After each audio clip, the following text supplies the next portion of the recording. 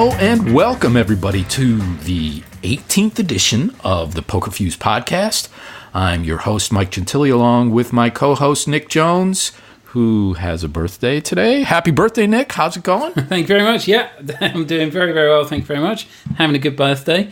Very excited to be recording on my birthday. Obviously, that's a dream come true. So yeah, ticking a box on your bucket list. It's a big bucket list item that I can say is done now. So just this, climbing Everest, and I can die a happy man. So all right. You know what? I have some questions to ask you about your plans for your birthday, but why don't we save that for the outro, since we're always kind of lacking some interesting things to talk about on that end of the pod. Well, that's some tantalizing foreshadowing, Mike. Excellent work.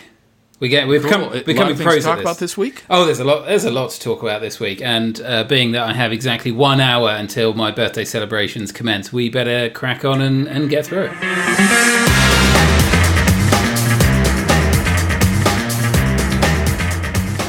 So big news has just happened in the last 24 hours that I myself, having been off for a birthday celebration, haven't quite caught up on. So Mike, I hope you can fill us in with the details. We've got more developments and positive developments for US online poker that has just happened.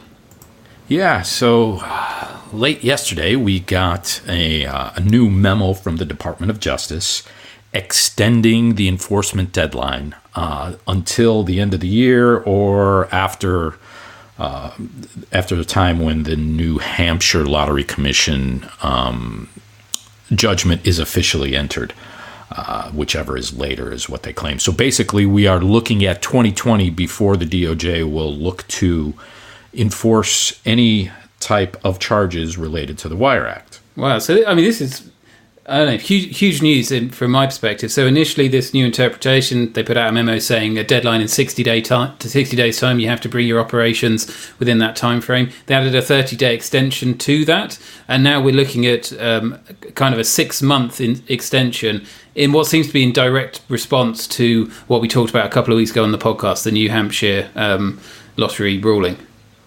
Yeah, so the previous deadline was actually tomorrow. Yeah. June 14th, and they have come out and they've extended it. A couple of interesting things that I've noted in the memo, which will be in a forthcoming article on Poker Industry Pro.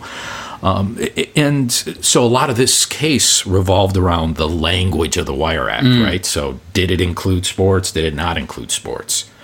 Well, now I'm looking at the language of the Department of Justice, and I'm starting to have questions in regard to that as well. So they have been very careful not to call the period of time any kind of grace period, because grace period by definition implies that there's no penalty for any actions that happen during that period. And in the memo itself, they are very careful to call it a forbearance period, which kind of just extends the time that they choose to prosecute, and still reserve the right to look back and say to someone, hey, you broke the law during this period of time. Perhaps we will pursue charges at a later date. What a ridiculous grey area that they're constructing there then. Yeah. They're basically saying we probably won't look at this time, but we withhold the right to maybe we will. And similar to what they told the New Hampshire Lottery in an attempt to try and get their case dismissed, they said, well, you know what, we're not going to pursue lottery, therefore you don't have standing to take us to court on this issue, which obviously the judge did not agree with. So you're saying the date is either the end of this year or when... is the implication therefore that they're going to be appealing this New Hampshire ruling, and it's going to be what happens in that scenario? Right, so there is no indication of whether or not they intend to appeal. The official language of the memo says that the forbearance deadline has been extended until December 31st, 2019, or 60 days after entry of final judgment in the New Hampshire litigation, whichever is later. I'm assuming that final judgment will happen prior, and that the December 31st deadline will be the new deadline going forward. And this really, to me, really adds some clarity to the situation and to the ramifications for this New Hampshire decision. Because when it came across, there was definitely some divide and some mix of reporting about whether this was a significant deal or not. And we talked about this a couple of weeks ago, and we certainly came down on the side that this had quite wide ramifications, despite the ruling not having the judgment didn't expand beyond the companies. The implications of what the judge was saying seemed to ultimately still have implications on, for example, the World Series of Poker and their operations. And we kind of got some support of that interpretation when the WSOP last week decided that they would continue their operations in New Jersey, crossing state boundaries in Nevada through the WSOP bracelets and beyond. And certainly the DOJ decision kind of just underscores that this ruling in New Hampshire does have impact in the wider industry. Yeah, so the conservative opinions about the New Hampshire decision were that, this applies only to New Hampshire and their vendors as they operate in states across the U.S. I was a bit surprised, given that conservative opinion being out there, that the World Series decided to go ahead and say, hey, we are going to continue to offer play to people that are in New Jersey because of that pending deadline. But perhaps they knew something that we didn't, because in the end, prior to that deadline being met, the DOJ once again extended that enforcement deadline. Yeah, I mean, and this kind of 6-month period is seems like a lot of time that other cases similar to the New Hampshire one could be brought against the Department of Justice if necessary. Right, and as we talked about previously, being that now, even if the New Hampshire case does only apply to them and their vendors, it still sets precedent. So, the World Series of Poker, Caesars, for example, could come right up and file a similar lawsuit and expect similar results. Yeah, and as I think we talked about last week, there is nothing really in this court case that was brought by the New Hampshire Lottery Commission that really pertained to lotteries in particular. They just talked about that they operate across state lines, that payment processing occurs across this state lines.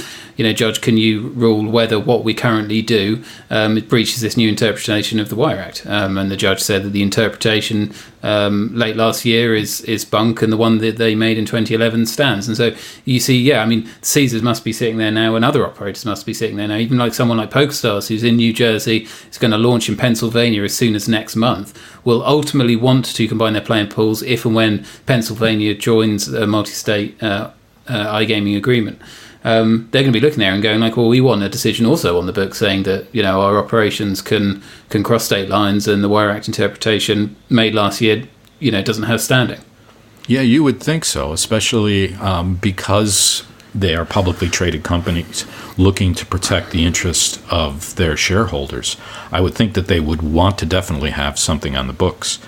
When it comes to reading the tea leaves, so to speak, it's interesting that we didn't see any pullback from any of the financial institutions. They're typically some of the most conservative when it comes to putting their business in jeopardy. So we did not see that. So that's an indication to me that perhaps there's not thoughts throughout the industry and beyond that this new DOJ interpretation is going to stick. Another event to look forward to in the next 6 months is what, if anything, does Pennsylvania do? Now, they had originally stated that they were not going to join the multi-state agreement to share liquidity with New Jersey, Nevada, and Delaware initially at launch. However, David Rebuck, the director of the DGE in New Jersey, has stated previously that he has been in conversations with Pennsylvania and that he expects them to join. So over the course of the next 6 months, that's something that I'll be looking at to see if Pennsylvania makes any move or indication that they are going to start to move forward with joining the other states and sharing liquidity. Yeah, very well said. So there we are. I mean, a couple of fantastic pieces of news, really, back to back, the New Hampshire decision and then the Department of Justice's latest, kind of position and extension that they've got. So great to see some good news for kind of US online poker and online gaming. And yeah, I suppose you've got to be optimistic, really, about the future of US online poker now. Yeah, it's looking like it's trending in the right direction. We've got Pennsylvania coming online this year. We've got West Virginia that also legalized it, and that's starting to create some momentum. I think that the piece that's really going to make a difference is if and when Pennsylvania joins the multi-state agreement and we start seeing the revenues in the other states rise. I think that's really going to be the impetus for other states to join. And let's not forget, we also have Party Poker, GVC, pursuing a license and getting a license in Nevada. So, yeah, things are definitely trending upward for online poker in the U.S.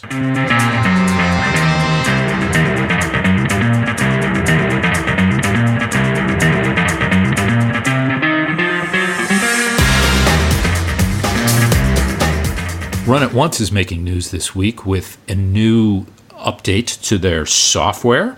I saw that Phil Gelfand put out a video of him playing on the test bed.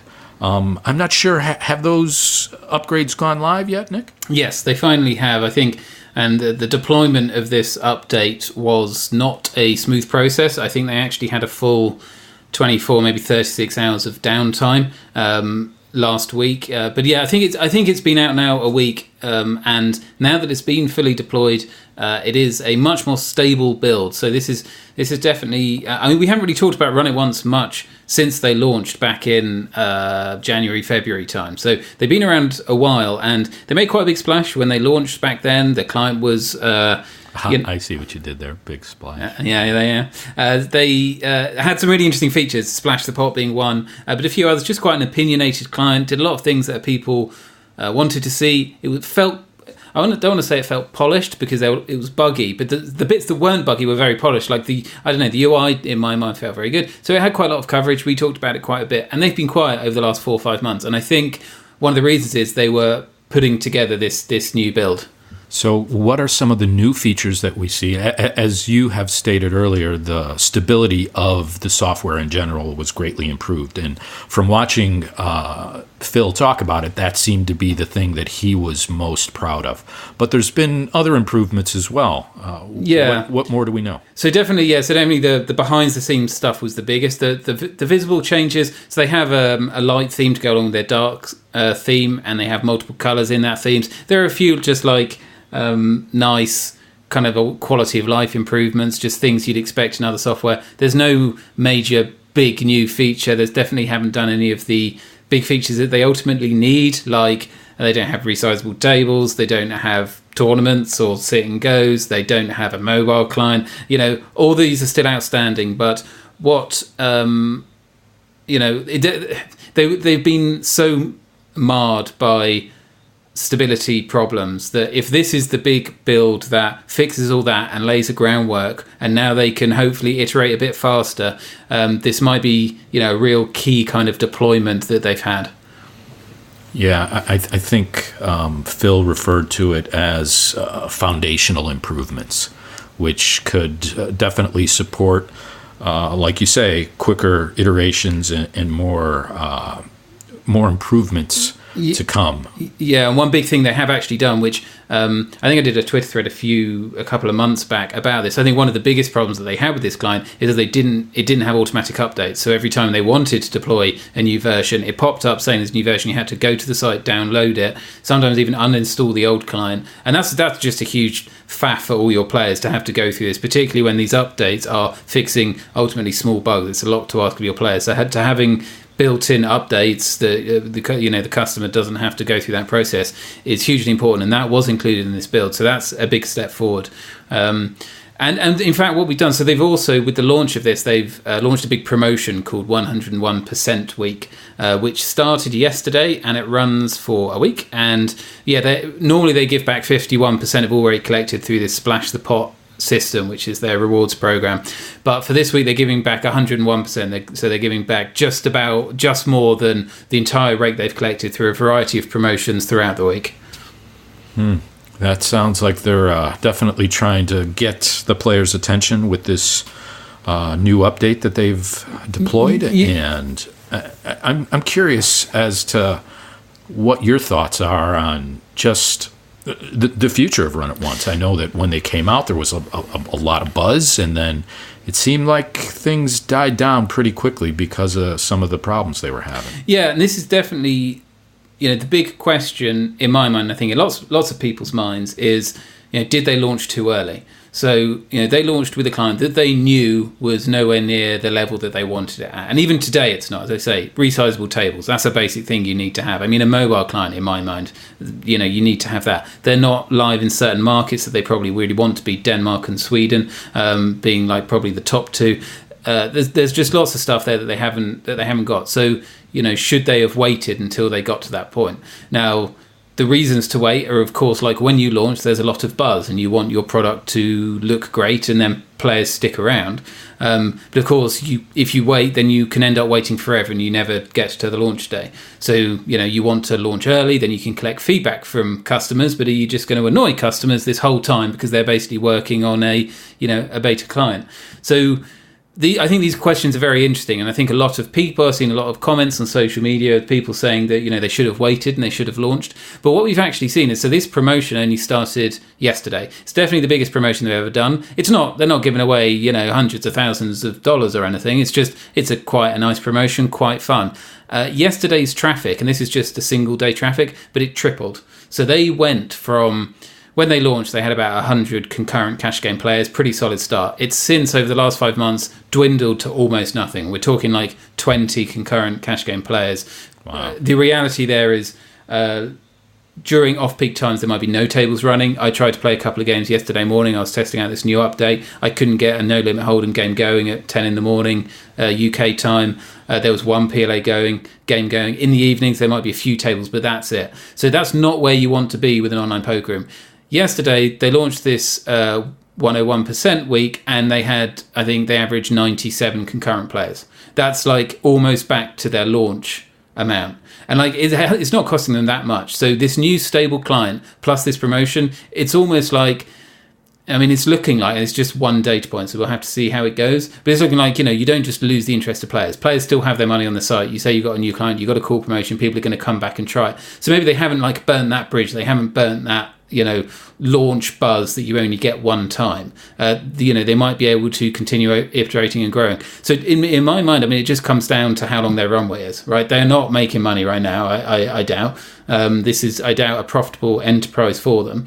I expect they didn't think within 6 months it would be. So just, I don't know, from a business perspective, it's how long can they go until they hit that critical mass where they are, covering their bills month by month. Right, and looking at it from that aspect, I guess it really doesn't matter much if they launched or not. I think the key there is that they're not wasting that goodwill or the goodwill capital that they've built up with the community and I think that's evident by how quickly they just snap back to their traffic numbers that they had achieved at launch. Yeah, it must be incredibly frustrating for Phil Galfond and the team to be, you're getting all this feedback from customers. And, the one thing they have done is I think their customer support has remained excellent throughout. But, people give you all these feedbacks, just simple things like, oh, why can't you just make this change or have this color or make this tweak? And you just have to say like, yep, that's coming. And you just spend 4 months going, yep, that's coming. Customers are obviously going to get frustrated, but you're sitting there going, yeah, of course, we could get a couple of developers to do a different theme or change that bet slider, but we're working on this big new stable build, which hopefully will fix all of these bugs, and it takes weeks and weeks, and life cycles get pushed back, and it gets slower and slower, and, oh, you need a mobile client, but you don't want to devote attention to that. So I can understand how frustrating it is. And this update, reality is, I don't think it's fixed most people's big complaints. No one was sitting there going, we need a light theme. No one was sitting there going, I don't think, one of the bugs they fixed was that nobody was getting picked a female avatar when they sat at the tables, right? But you've got to fix that because you don't want that sitting in your client. So probably no one's going, I'm coming back to play it Run It Once now because I randomly get picked a female avatar. I doubt, but it's a need to have. I mean, there's still a bug that I've seen in their release notes, which is if you try and sign up and your first line of your address has 2 spaces in, then it errors out, right? I mean, that's, yeah, you don't want that. And it probably took us almost as long writing the FAQ that's a problem that it would have been getting a developer to fix it. But you've got to try and balance these things, right? And I've never run a development team that large, but I can empathize with the frustrations from Phil and probably his tech lead. And I'm just hoping that this is, a big one, which has wiped out a lot of kind of technical debt that they probably inherited. I think they've gone through basically 2 development teams, and they can move forward and iterate faster. Yeah, it'll be. It sounds like what they're doing is they're building quality software at its core, and no matter what the initial response is from players, I think that will benefit them as a company in the long term. Whether they choose to, try and recreate the buzz around the launch that they had, or even if, as a company, if they decide that they want to license out this software to other vendors in emerging markets, such as the U.S. space. I think that there's a lot of opportunity for a solid piece of online poker software in the industry.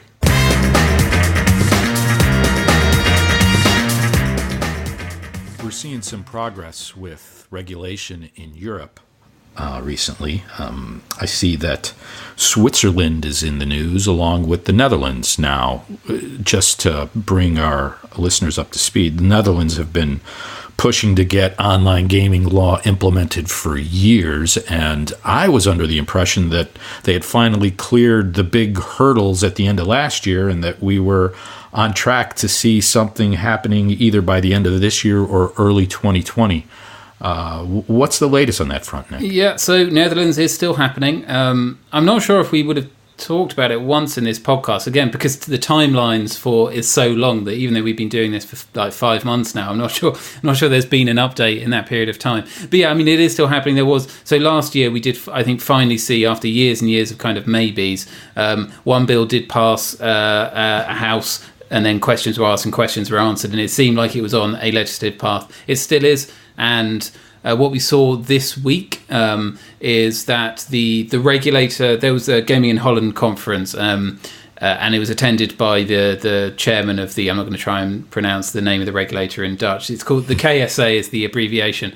Okay. And Rene Jansen addressed the crowd and talked about their timeline for going live. So there is still some kind of legislative steps to take, which are outside the KSA's powers, but they said that is proceeding. There is a bill being drafted, I think, for the lower house is the final step, I think. And once that's done, they can start drafting regulations. They said the timeline that they are working to is that, let me just get the dates right. They expect the market to go live on January 1st, 2021. So we're 18 months out. They think, in a year's time, I think the licensing process will commence, and then they will have a 6-month kind of licensing and application process. So still 18 months away, but I mean, everyone's been waiting 6 years, so I guess what's another 18 months? Wow. So I got some questions.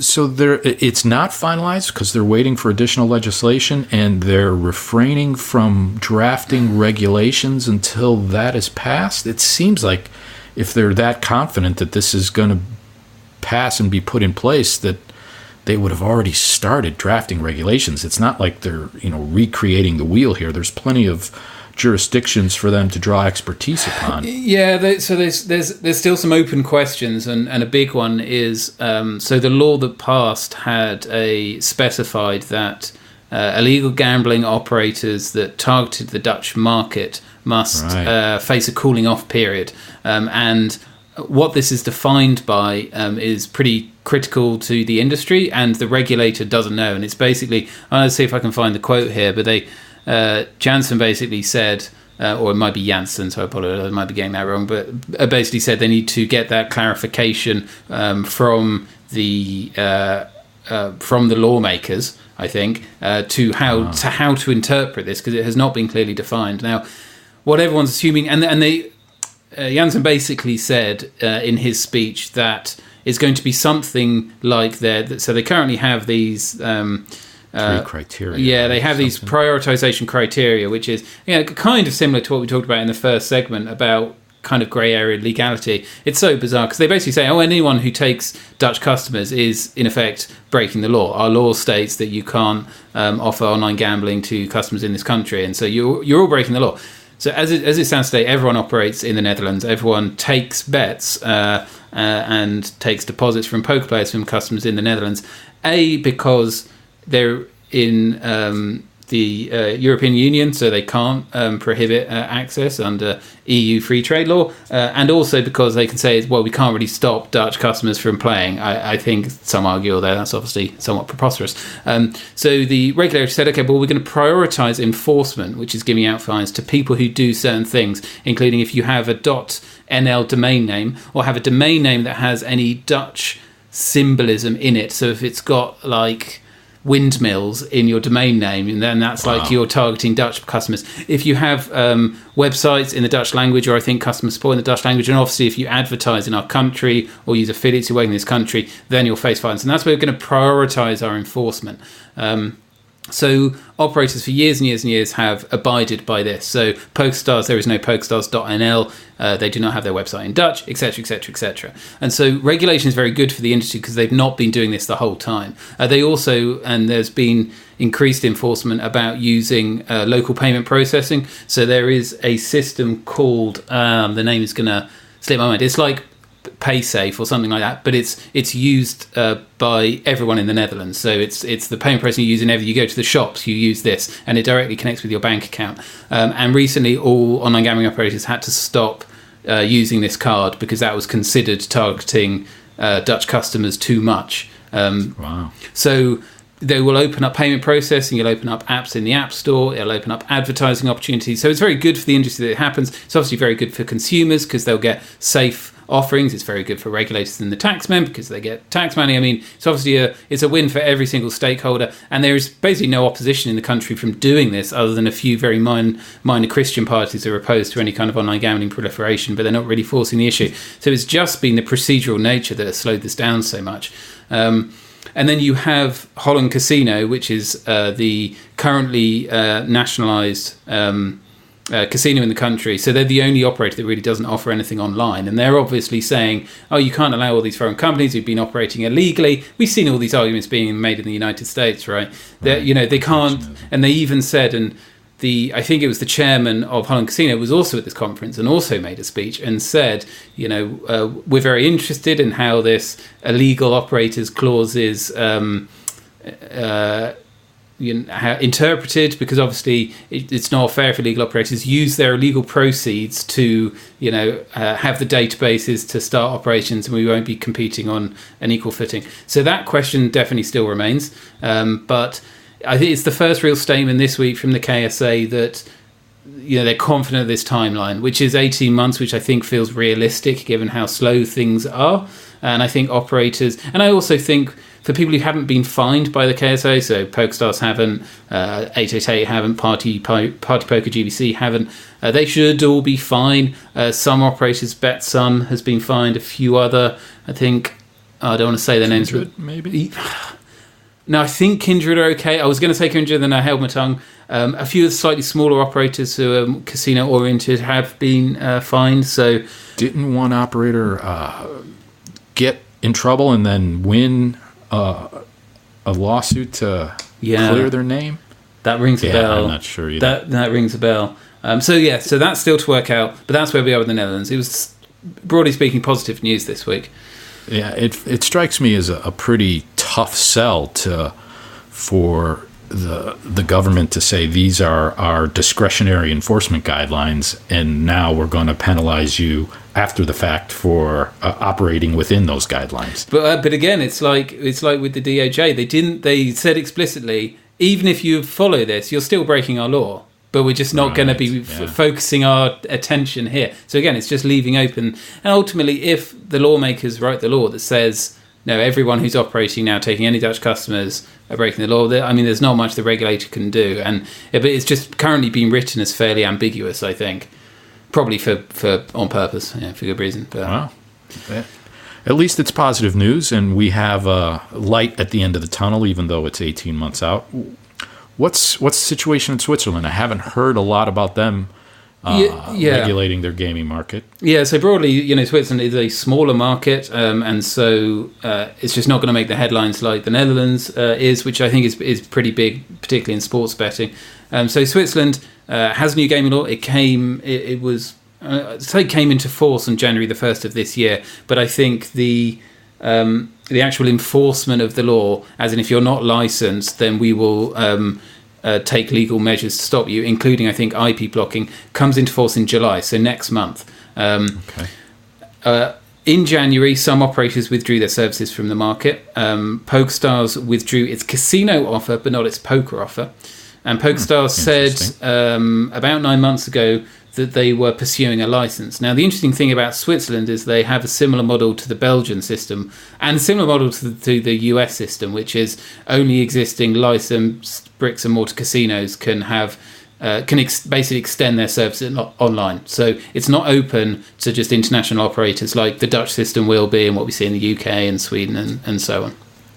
So will they be segregated, or will they be sharing liquidity on the .com? From everything that I understand, it's going to be shared liquidity. But because it's such a small market, it's possible that only PokerStars will offer online poker. So there are 21 casinos in Switzerland, so potentially 21 licensees for online. And what happened this week is 4 casinos were granted a license pending authorization of their software, of their online software. They have been granted a license and could go live kind of any day now. There wasn't really a timeline given, but presumably this side of the July date. Now, of those 4 casinos, we don't believe one of them is partnered with PokerStars.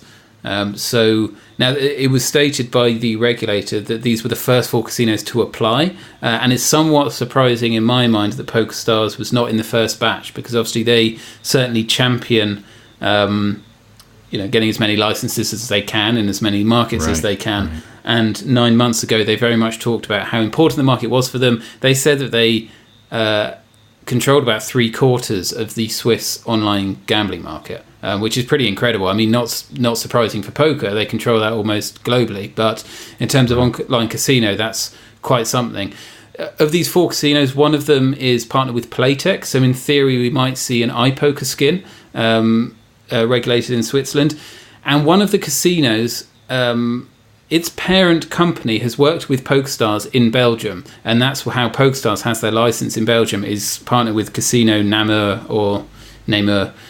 which is owned by one of these companies which has just been granted a license through their Swiss casino. So potentially that's PokerStars' partner, but they certainly haven't said so, and I think they would have mentioned it by now.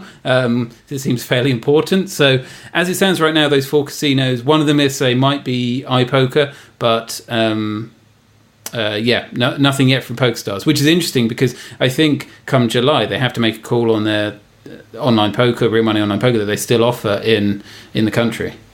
Right. So do we have an expected timeline of if and when online poker is going to be offered to people in Switzerland, when that's going to happen? Well, I mean, that's it. I mean, I guess from this point on, we'll see a trickle of the casinos in Switzerland receiving their license. As soon as their games are authorized, they can come online for real money. I would expect the first batch in real money casino to happen this side of the July enforcement date.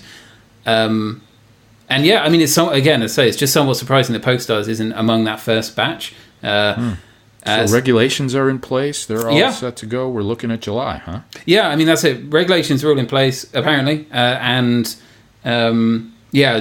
they pass the testing, then the first online casinos will go live. And that could, as I understand it, include online poker.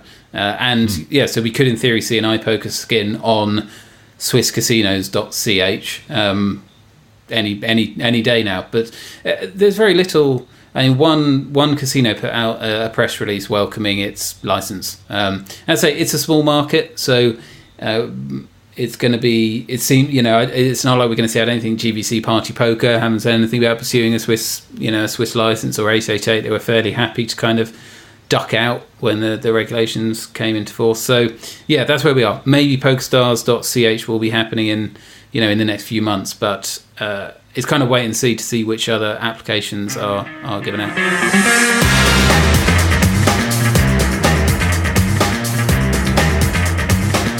All right, that's another wrap on the Poker Fuse podcast for this week. As promised earlier on, Nick, tell me a bit about what your plans are for your birthday weekend. I hope you haven't built this up too much and we don't have listeners who just struggle through like 40 minutes of podcast just to hear my, super exciting birthday plans. Come on, people are always looking to hear about your personal life. I get questions about it all the time. About my personal life? Yeah. I am doing a 24-hour team relay running race for my birthday this weekend. Wow. So do you get to sleep at all, or you have to be awake that entire time? I will be trying to do some sleep. So you camp. It's a 5-mile, 8-kilometer trail course through the woods, and you keep a team member on the course the whole time. And as a team, we're a team of 7. You see how many laps you can do in a 24-hour period. Oh wow! So is this your first time? No, on a challenge like this? So we did exactly this one a year ago, and 1 year ago the weather was just absolutely gorgeous. It wasn't too hot, but really dry, and we had a lovely time camping, and it was fantastic. This time it is just pouring with rain, and it's going to be horrendous. Oh wow! So a true challenge then, I guess, huh? Yeah. So that's my birthday fun. All right. Well, that's definitely interesting, and yes, for future inquiries into the life of Nick Jones, you can tweet at him at PokerProJones. I'm sure he will be quick to respond, as he normally is. Yeah, thanks very much. All right, well, that's a wrap for us. Thanks, everyone, and we will see you next time.